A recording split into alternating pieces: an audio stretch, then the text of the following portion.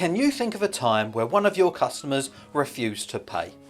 Whether it's a genuine misunderstanding or a straight up scam, situations like these are some of the most frustrating things to deal with as a tradesperson. And while serial non-payers are best avoided in the first place, there are several steps you can take to get your money. Let's go through them step by step, starting with the simplest. Double check the details. If there's any dispute, make sure you know exactly what was agreed upon, what's been done, and that all the paperwork, quotes, invoices, certificates are all in order. Stay calm and professional. No matter how ridiculous their excuse is, talk calmly and professionally. It prevents them getting overly defensive, they won't be able to use anything you said against you, and if you decide to go down the legal route, things will look better for you.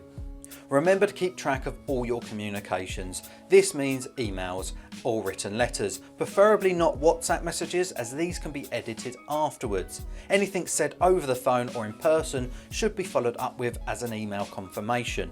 Look for a resolution. Sometimes it's easier to seek out a resolution that works for both sides. The loss of money here could be substantially less than going down a legal route.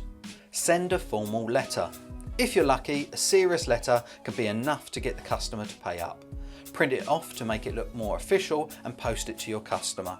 In the UK, you can also serve something called a statutory demand. These are official ways of asking for payment of a debt from an individual or a company, but don't require a lawyer. If none of that works for you, you should know your legal rights. There are a few options here.